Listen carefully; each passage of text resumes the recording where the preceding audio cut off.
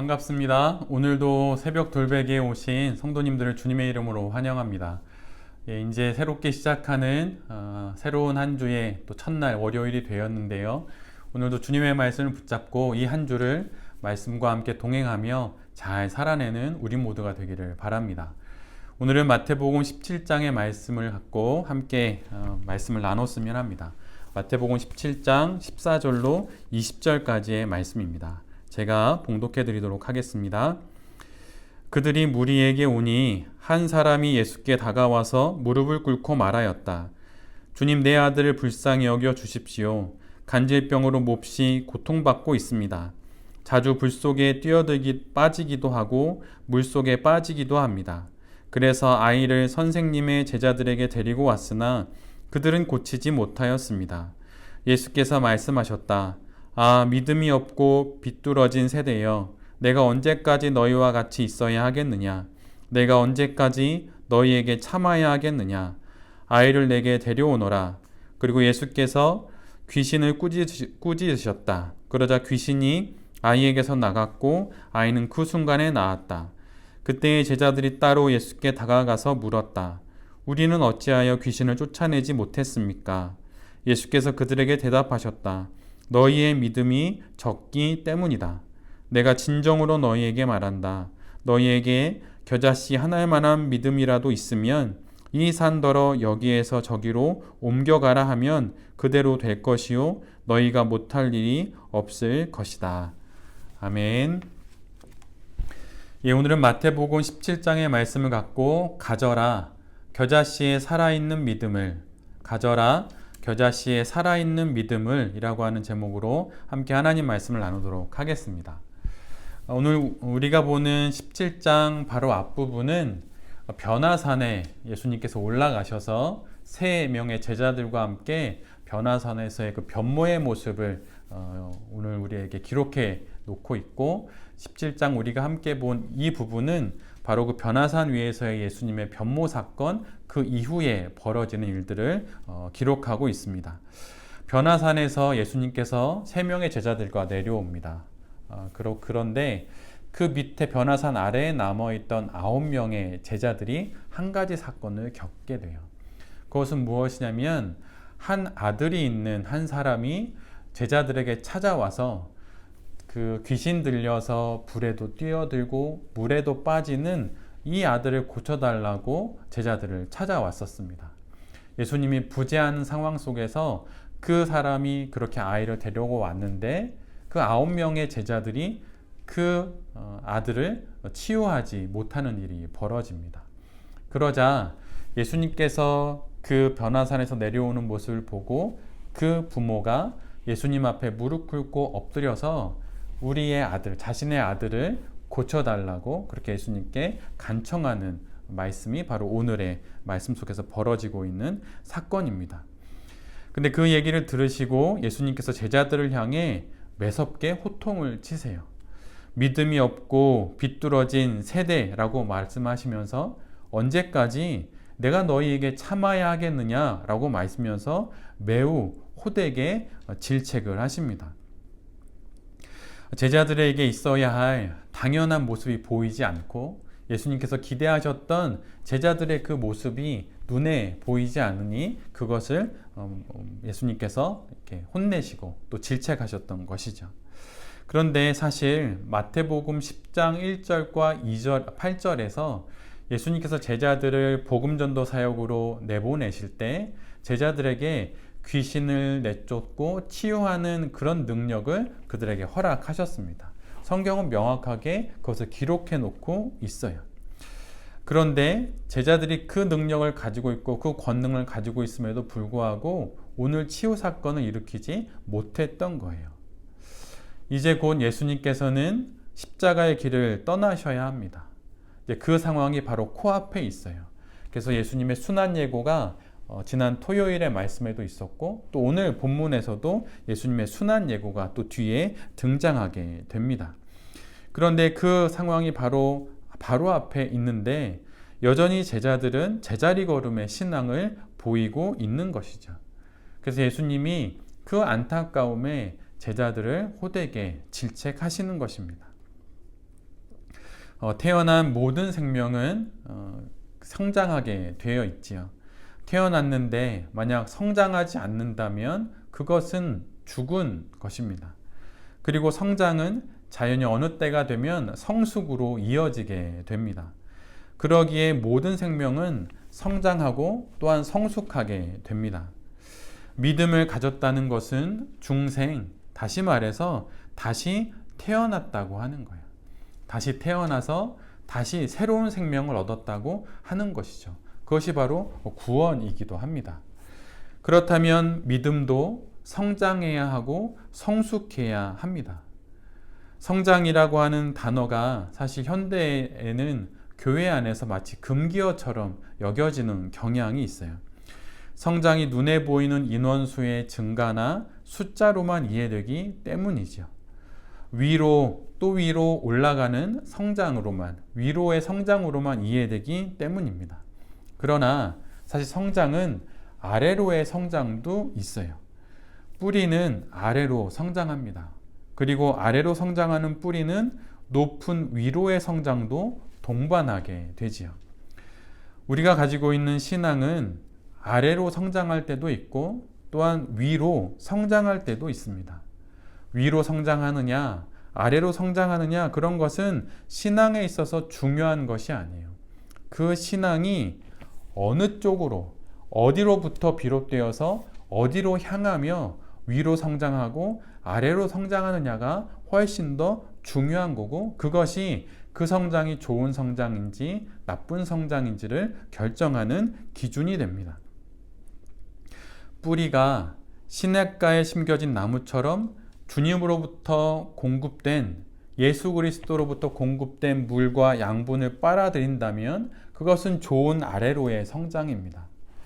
만약 나무의 높은 가지에 달린 그 잎사귀들이 위로부터 오는 하늘의 햇빛과 비를 맞으면, 그래서 하늘로 하나님으로부터 오는 그런 햇빛과 비를 맞으면 그것은 하나님을 향한 위로의 성장이 되기에 그건 역시 좋은 위를 향하는 성장이 되는 것이죠.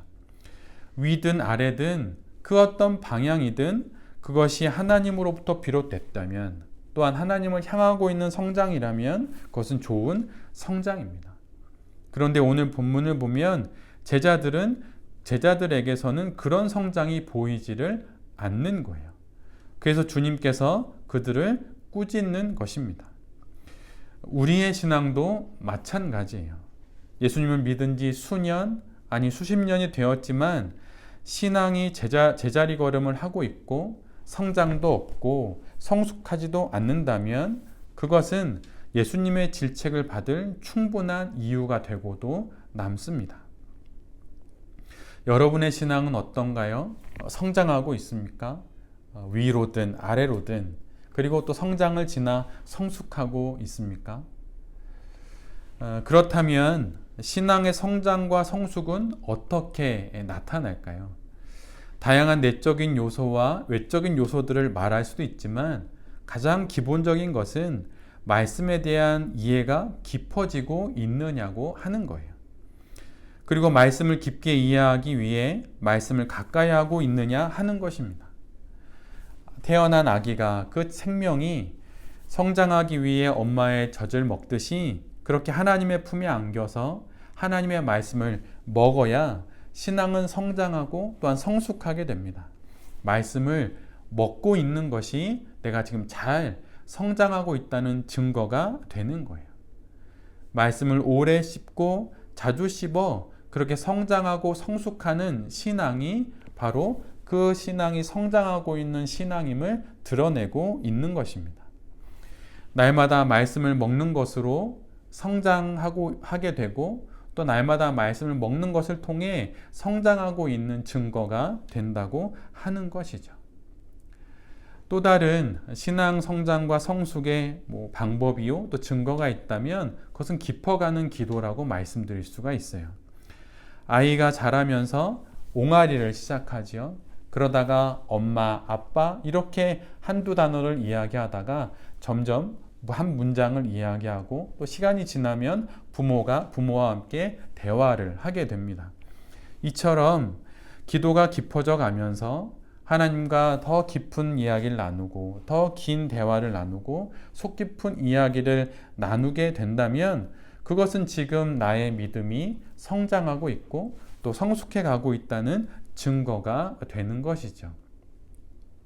오늘 지금 나의 이 신앙이 말씀을 통해 또 기도를 통해 성장하고 있고 성숙하고 있는지 한번 잘 돌아보고 또 그렇게 될 때 하나님의 칭찬을 받는 그런 신앙이 될 것입니다. 예수님은 이렇게 말씀하신 이후에 그 귀신 들린 아이를 데려오라고 하시고 그 아이를 고쳐주세요. 그리고 그 후 제자들은 예수님께 따로 왜 자신들은 귀신을 쫓아내지 못했는지를 묻게 되지요. 이에 대해 예수님은 우리 모두가 너무나도 잘 알고 있는 믿음에 관한 겨자씨의 비유를 말씀하십니다. 너희가 믿음이 적기 때문이다. 정말 진지하게 진정으로 너희에게 말한다. 너희에게 겨자씨 한 알만한 믿음만 있어도 저 산을 여기서 저기로 옮길 수 있을 것이다. 너희가 못할 일이 없을 것이다. 이렇게 말씀하시죠. 제자들이 그 아이를 고치지 못한 이유는 믿음이 작았기 때문입니다. 제자들에게 믿음이 없지 않았어요. 믿음이 있었습니다. 그런데 작았기 때문이에요. 그렇다면 지금 예수님이 제자들의 믿음의 크기와 양의 부족을 말씀하시는 걸까요? 제자들의 믿음이 겨자씨보다 작았기 때문에 그 아이를 치유하지 못하는 것이라는 예수님의 말씀이겠습니까? 치유의 능력이 일어날 수 있는 최소한의 기준인 그 작은 겨자씨만큼의 믿음이 없었기 때문에 제자들은 치유하지 못했다고 예수님이 말씀하시는 것일까요? 천국에는 없는 것이 있습니다. 요한계시록을 읽어보면 눈물도 없고 슬픔도 없고 죽음도 없다고 이야기를 하죠. 그런데 어느 목사님은 천국에 없는 것이 하나 또 있는데 그것은 바로 숫자라고 하는 거예요. 수량을 재고 숫자로 그 크기를 재는 그런 것들이 없다고 하는 것입니다. 우리는 오늘 본문을 보며 크기와 숫자를 생각하지요. 겨자씨라고 하는 그 작은 크기, 그 아주 작은 소량, 그렇게 오늘 본문을 이야기합니다. 어느 정도가 겨자씨만한 믿음일까 생각하려고 하죠. 그러나 지금 이 겨자씨는 크기와 숫자를 말하는 것이 아니에요. 예수님께서 말씀하시는 겨자씨로 대표되는 믿음은 양이 아니고 숫자가 아닙니다. 믿음은 그 대상이 있어야만 가능한 것이죠. 겨자씨만한 믿음이란 하나님, 바로 그 믿음의 대상인 하나님과 동떨어진 내 손에 쥐고 있는 어떤 능력이 결코 아니에요. 그런데 제자들은 그렇게 생각했던 것입니다. 마치 귀신을 퇴치할 수 있는 무기쯤으로 믿음을 생각했던 것이죠. 그러나 예수님과의 인격적 관계가 분리된 도구처럼 여겨지는 내 손에 든 무기가 된 믿음은 믿음이 아니라고 하는 거예요. 예수님은 믿음을 겨자씨라고 말씀하십니다. 여러분, 겨자씨는 무엇인가요? 생명이 있는 씨앗이에요. 무기가 된 내 손에 들려진 그런 믿음이 아니라 생명이 있는 내 안의 믿음이 능력이 된다는 말씀입니다. 겨자씨의 믿음이란 참 생명이신 예수님과 연결된 살아있는 믿음을 뜻하는 거예요. 마치 어린아이가 탯줄로 엄마와 연결되어 있듯이 그렇게 예수님과 연결된 믿음이 생명이 있는 믿음이고 바로 이 작은 믿음이 능력이 있는 믿음이 된다고 말씀해 주시는 것입니다. 이 믿음은 달리 말하면 인격적인 믿음이고 예수님과 연결된 관계가 있는 관계적인 믿음이라고 하는 거예요. 오늘 본문 바로 다음에 예수님께서 당신의 십자가에서의 죽으심을 말씀하시는 두 번째 순환 예고가 나옵니다. 이제 곧 예수님은 제자들을 떠날 거예요. 예수님의 부재의 순간, 그때에도 예수님과 연결되는 믿음, 그 생명과 능력, 권능이 있는 믿음을 제자들이 갖기를 지금 바라시는 것입니다. 그런데 아직도 그들에게 그 믿음이 없음을 보시고 질책하시는 것이죠. 예수님이 지금 곁에 계신 실제 하시는 지금 이 순간에도 이런 믿음이 없다면 예수님이 부재하시는 그때 제자들의 믿음은 뻔한 것입니다. 그리고 그 예가 바로 변화산에 올라가신 예수님이 없는 그 상황에 9명의 제자들이 맞이하게 된 바로 오늘 본문의 이 사건이죠.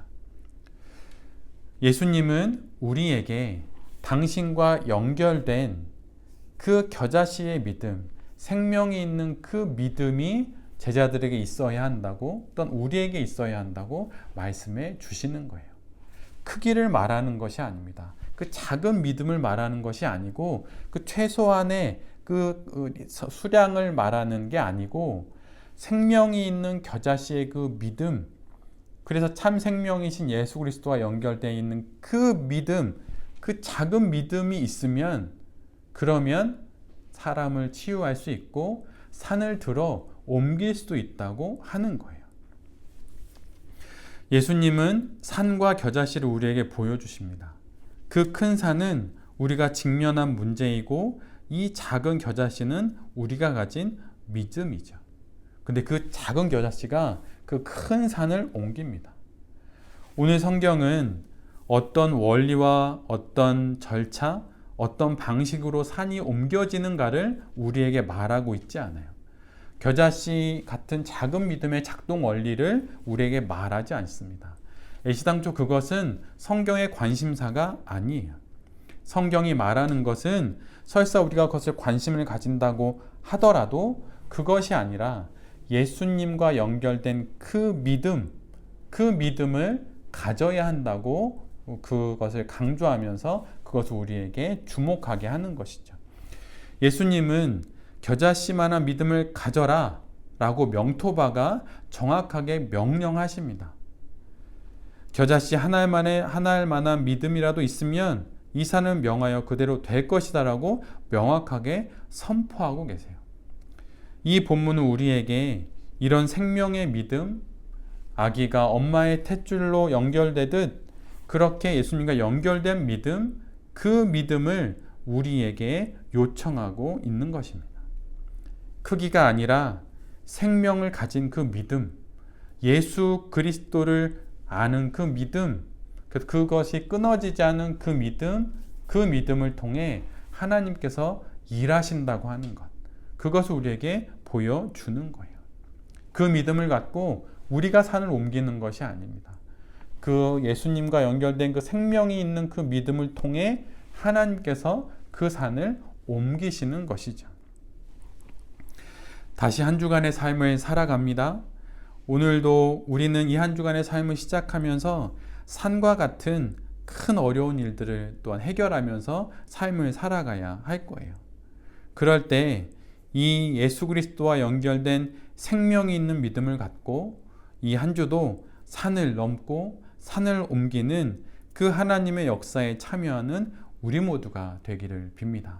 그래서 우리로 인해 이 땅에 겨자씨만한 믿음이 어떠한 일들을 일으키는지를 많은 사람들에게 보여줌으로 말미암아 그리스도 예수를 향한 그 믿음의 고백들이 또 복음들이 이 땅 가운데 퍼져나가는 그 일에 우리 모두가 잘 또 동참하게 되는 이 하루가 되고 이 한 주가 될 수 있기를 간절히 기도드립니다. 아멘. 제가 기도하도록 하겠습니다. 주님, 우리에게 믿음을 주십시오. 생명의 믿음, 능력의 믿음, 예수 그리스도와 연결된 그 믿음, 그 인격적인 믿음을 우리에게 주십시오. 어떻게 겨자씨만한 믿음으로 산이 옮겨지는지 저희는 알지 못합니다. 그러나 우리는 그저 당신을 믿을 뿐입니다. 당신이 모든 것을 이루실 것을 믿습니다. 이 한 주간도 산과 같은 문제들이 앞에 놓여 있고 산과 같이 넘어야 할 일들이 쌓여 있습니다. 이 산을 겨자씨의 믿음으로 직시하오니 주님, 당신의 능력으로, 당신의 권능으로 이 산을 옮겨 주시옵소서. 이 한 주도 여러 일들을 감당할 때마다 생명이 있는 겨자씨의 믿음으로 잘 감당하며 살아가게 하여 주시옵소서. 이 모든 말씀 우리 주 예수 그리스도의 이름으로 간절히 기도드립니다. 아멘.